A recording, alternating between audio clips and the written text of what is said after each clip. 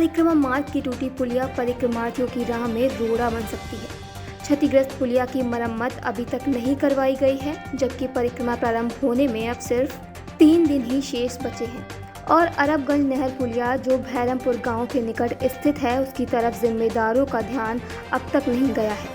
बता दें कि ये मार्ग परिक्रमा के मुख्य मार्ग हैं। परिक्रमार्थी नैमिषारण्य से चलकर इसी मार्ग से होते हुए पहले पड़ाव कोरोना को पहुंचते हैं। परिक्रमा में हाथी, घोड़े, बैलगाड़ी, ट्रैक्टर ट्रॉली पर भी सवार होकर श्रद्धालु शामिल होते हैं। शासन प्रशासन की तरफ से प्रतिवर्ष सुविधाएं मुहैया कराने का आश्वासन तो दिया जाता है, मगर होता कुछ नहीं है।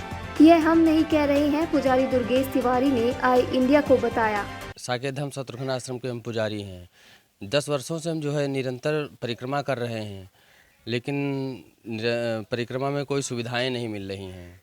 क्या समस्याएं रहती हैं? समस्याएं हैं जैसे हमको जल की और जो है सबसे बड़ी लाइट की जो है सुविधाएं, प्रकाश की ज़रूरत बहुत पड़ती है, क्योंकि हमारे यात्री सभी लोग जाते हैं और वहाँ लाइट नहीं होगी, अंधेला रहता है। पानी बहुत दूर ले जाना पड़ता है, जैसे हम लोग कहीं अपने रुके बगीचों में तो वहाँ से काफ़ी दूर ले जाना पड़ता है, वहाँ कुछ पानी की सुविधाएं नहीं मिलती हम लोगों को और कीचड़ भरा रहता है, रोडों पे ऐसे ही सब रहता है। श्रद्धालु विपिन कुमार ने आई इंडिया से कहा कि अति प्राचीन मार्ग गंदगी की गिरफ्त में हो गया है।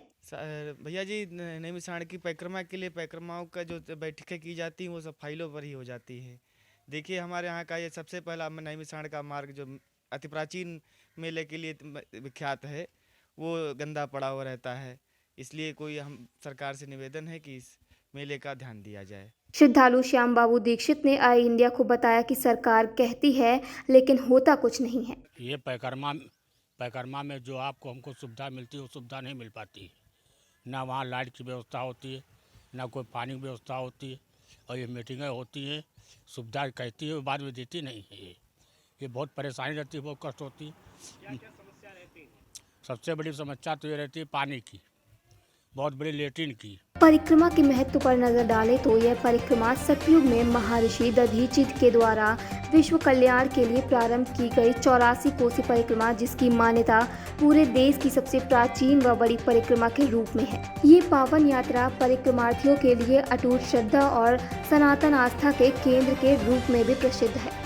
परिक्रमा अपने आप में भक्ति और मोक्ष के सागर के समान है, जिसमें भक्ति और मोक्ष की कामना को लेकर श्रद्धालुओं द्वारा डुबकी लगाने का सिलसिला आज से नहीं, कालांतर से चला आ रहा है। हर वर्ष साधु संत नागा गृहस्थ के गगनभेदी जयकारों के मध्य शुरू होने वाली तीर्थ की यह सबसे पौराणिक परिक्रमा इस बार 14 मार्च से प्रारंभ हो रही है। मान्यता है कि भगवान श्री राम ने स्वकुटुंबियों संग यहाँ आकर परिक्रमा की थी। बताया जाता है कि परिक्रमा करने से 84 लाख योनियों में भ्रमण करने से मुक्ति मिलती है। महर्षि दधीचि के द्वारा प्रारंभ की गई 84 कोसी परिक्रमा, जो नैमिषारण्य तीर्थ की सबसे पौराणिक और प्राचीन परिक्रमा कही जाती है। यह परिक्रमा इस बार 14 मार्च से प्रारंभ होगी। हर वर्ष प्रशासन के द्वारा बैठक तो की जाती है, मगर समस्याएं जस तस की बनी रहती हैं। इस वर्ष भी इस परिक्रमा में तमाम समस्याएं अभी भी बनी हुई हैं। नैमिषारण्य से सुनीत पांडे की रिपोर्ट। स्टूडियो आईएएस लखनऊ में ही सिविल सेवा की तैयारी के लिए एक बेस्ट फैकल्टी के साथ एक मॉडर्न कैंपस उपलब्ध करा रहा है। अब स्टूडेंट 12वीं के बाद ही आईएएस और पीसीएस की तैयारी कर सकते हैं। इसमें 12वीं के बाद आप ग्रेजुएशन करते हुए जो छात्र हैं वो आईएएस की परीक्षा के लिए तैयार किए जाते हैं।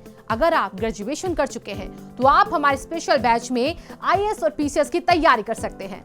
स्टडी आईएएस स्टूडेंट के रहने और खाने की व्यवस्था भी उपलब्ध कराता है, जिससे वो अपना पूरा समय सिर्फ पढ़ने के लिए यूज कर सके। अधिक जानकारी के लिए आप कॉल करें 9517171733 पर। खबर आपकी, नजर हमारी। देखते रहिए आई इंडिया।